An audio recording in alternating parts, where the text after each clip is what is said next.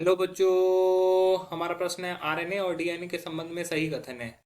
चार ऑप्शन है A B C D, चारों में से बताना है कि कौन सा उत्तर सही होगा। चलिए समझते हैं इस प्रश्न को। अगर इस प्रश्न की मुख्य अवधारणा की बात करें तो मुख्य अवधारणा में हम लोग को समझना होगा आरएनए तथा डीएनए के बारे में। ठीक है, आरएनए का मतलब हो गया राइबो न्यूक्लिक एसिड और डीएनए का मतलब हो गया डीऑक्सी राइबो न्यूक्लिक एसिड।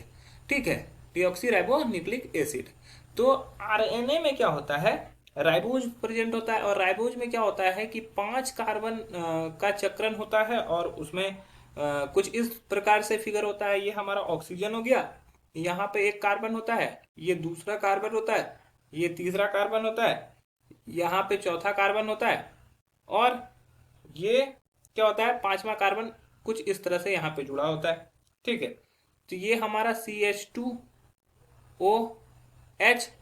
यहाँ पे हमारा क्या होता है, नीचे में H होता है। इस तरफ में क्या होता है कि ऊपर पर H और नीचे में OH। यहाँ पर क्या होता है कि H और OH और यहाँ पर क्या होता है हमारा H और OH होता है। तो ये आरएनए में होता है। जबकि डीएनए में क्या होगा, डीएनए में जो होता है 2 डीऑक्सी राइबोज होता है। 2 डीऑक्सी राइबोज मतलब कि यहाँ पर दूसरा पोजीशन पर जो हमारा ऑक्सीजन है वहां पर मिसिंग होगा। तो इसका भी फॉर्म सेम स्ट्रक्चर होगा, मतलब कि ये हमारा H और OH होगा। यहाँ से अगर हम यहाँ देखें तो यहाँ पर हमारा H और यहाँ पे OH जो होता है वह सिर्फ H होगा। यहाँ पर हमारा H और OH होगा और यहाँ पर हमारा वापस से उसी तरह HCH2OH होगा। ठीक है, तो इस तरह में यहाँ पे क्या अंतर है, सिर्फ यहाँ पर ऑक्सीजन हट जाता है।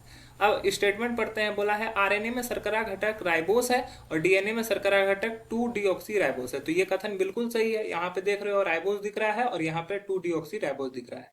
दूसरा है आरएनए में शर्करा घटक ऑर्बिनोज है और डीएनए में शर्करा घटक राइबोस है। गलत हो जाएगा, यहाँ पे राइबोस नहीं है, 2 डीऑक्सी राइबोस है। डी आरएनए में शर्करा घटक 2 डीऑक्सो राइबोस है, तो आरएनए में तो 2 डीऑक्सी राइबोस नहीं होता, तो ये भी गलत हो जाएगा। आरएनए में शर्करा घटक ऑर्बिनोज है और डीएनए में शर्करा घटक 2 डीऑक्सी राइबोस है। ऑर्बिनोज नहीं है यहाँ पे राइबोस है, तो ये भी गलत हो जाएगा। तो हमारा जो सही उत्तर हो जाएगा वो हो जाएगा ऑप्शन ए। आशा है यह प्रश्न आपको समझ में आया होगा। धन्यवाद।